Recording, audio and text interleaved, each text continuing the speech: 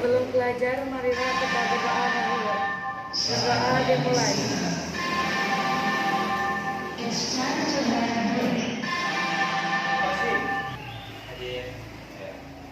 Agus Gumelar, Ali Amaluddin, Asep Muhammad Yusuf.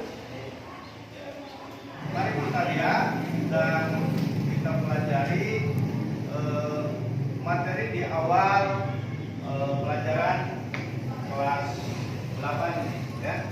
Yang pertama bisa kita lihat, ya, kalian lihat di PowerPoint, ya. Yang akan kita pelajari di pelajaran awal ini adalah tentang beriman kepada kitab-kitab Allah, ya. Nah, beriman kepada kitab-kitab Allah ini merupakan pelajaran pertama di kelas 8, dan dengan harapan dari materi ini kita bisa lebih memperkuatkan diri untuk mempercayai terhadap kitab-kitab Allah yang diturunkan kepada para rasulnya. Nah, bisa kalian lihat, ya, di PowerPoint yang ada di papan tulis, ya. Kita ke peta konsep, ya. Di peta konsep ada iman kepada kitab-kitab Allah. Di sana ada kitab Taurat, kitab Zabur, kitab Injil, dan kitab Al-Quran. Di mana kitab Taurat diturunkan kepada Nabi Musa alaihissalam, kitab Zabur diturunkan kepada Nabi Daud alaihissalam, kitab Injil diturunkan kepada Nabi Isa alaihissalam, dan kitab Al-Quran diturunkan kepada Nabi Muhammad sallallahu alaihi wasallam. Kemudian kitab Taurat itu turun di Mesir untuk Bani Israel, berisi 8 larangan dan 2 perintah. Nanti kita akan ketahui isinya di lembaran berikutnya. Kemudian kitab Zabur turun di Yerusalem untuk Bani Israel tentang pujian kepada Allah, zikir dan nasihat dan hikmah. Kemudian kitab Injil turun di Yerusalem untuk Bani Israel, berisi tentang tuntunan hidup zuhud dan isi kitab-kitab sebelumnya. Dan yang terakhir kitab Al-Quran yang diturunkan kepada Nabi Muhammad SAW turun di Mekah dan di Madinah untuk seluruh kaum, berisi tentang akidah, hukum-hukum syariat dan muamalah, serta merupakan penyempurna kitab sebelumnya. Nah, itu di peta konsep. Kemudian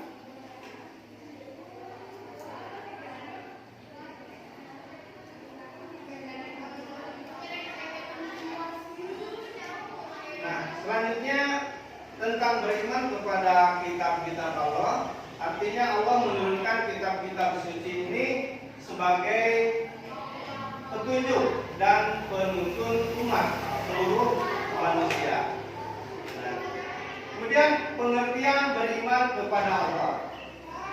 Iman artinya percaya dengan sepenuh hati bahwa Allah SWT telah menurunkan beberapa kitab Allah. Iman kepada yang diturunkan kepada para rasulnya yang berfungsi sebagai penuntun kepada umat manusia, kitab Allah, agar manusia beribadah kepada Allah SWT semata tanpa menyekutukannya dengan suatu apapun. Selanjutnya, kandungan kitab-kitab Allah. 1. Kitab Taurat, sia-sia. Selanjutnya,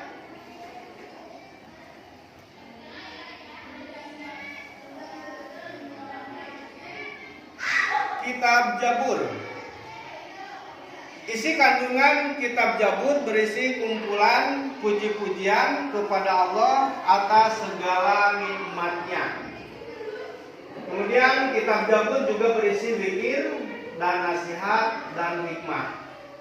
Doa, ya, tadi. Kemudian kitab Zabur merupakan petunjuk untuk kaum Nabi Daud alaihi salam.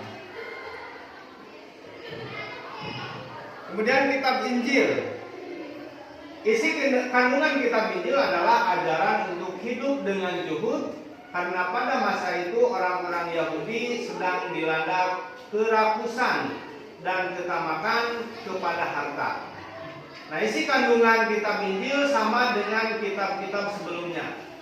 Namun sebagian menghapus hukum-hukum yang tertera di kitab Taurat yang tidak sesuai di masa sendiri sebagai kitab suci umat Islam. Satu, tauhid, yakni tentang keimanan kepada yang gaib, kitab Allah dan hari akhir. Yang kedua, tentang syariah, berisi hukum-hukum Allah.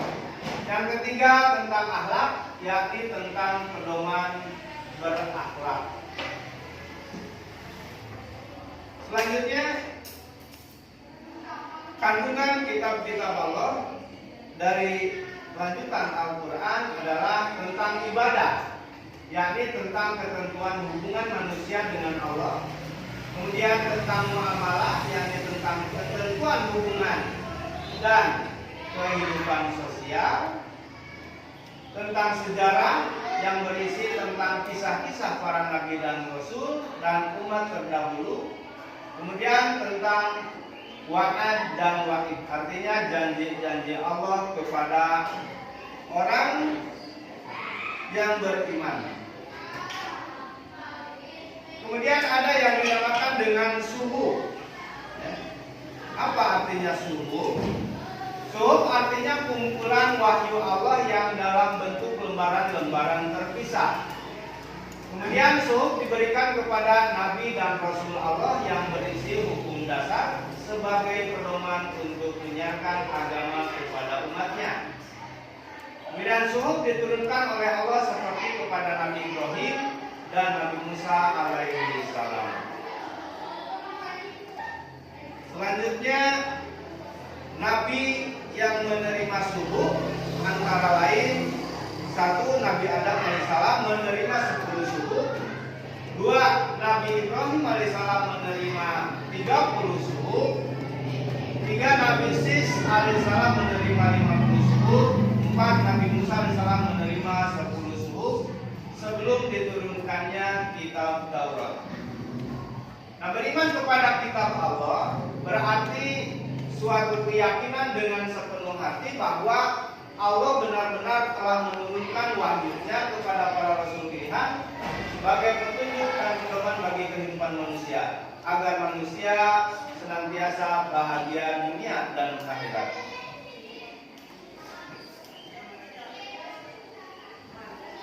Nah, kita sekarang cara beriman kepada kitab-kitab suci Allah.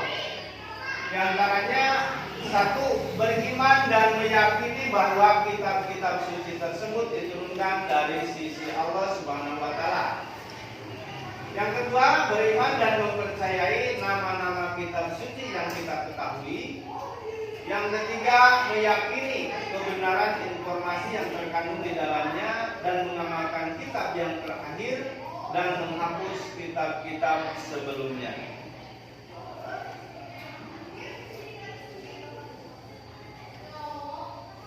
Kemudian sikap orang yang beriman kepada kitab-kitab Allah. Satu, manusia akan mengakui keterbatasannya sehingga dalam menjalani kehidupannya mereka tidak sombong. Yang kedua, orang mengimani kitab-kitab Allah dapat belajar dari orang-orang yang hidup pada masa lampau. Yang ketiga, orang-orang yang mengamalkan isi kitab terlihat dari sikap keseharian, yaitu bersikap jujur, amanah, bersyukur, bertanggung jawab, disiplin, dan sebagainya. Memahami isi Al-Quran. Yang ketiga, mengamalkan dalam kehidupan sehari-hari. Nah, itulah merupakan pelajaran kita pada materi beriman kepada kitab-kitab Allah. Sehingga semoga kalian bisa memahami, bisa dipahami. Ada yang perlu ditanyakan? Tidak. Ya. Baik, kalau kalian sudah bisa memahami materi tadi, Bapak akan memberikan sebuah sebagai pemberian soal, ya. Silakan kalian jawab, ya. Tentang materi beriman kepada kitab Allah.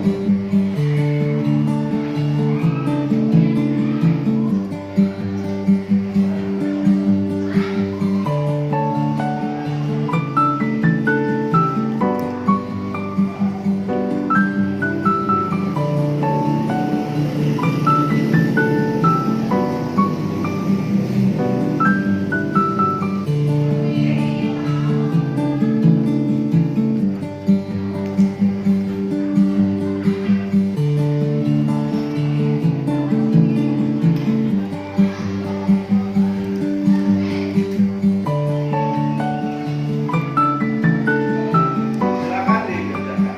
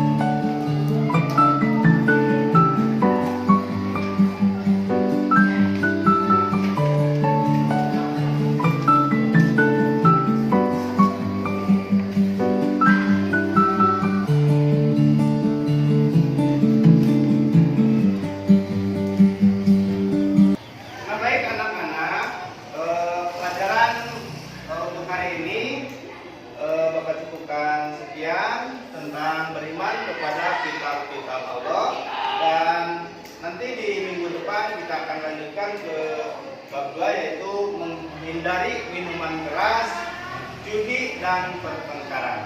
Ya. Terima kasih. Wassalamualaikum warahmatullahi wabarakatuh.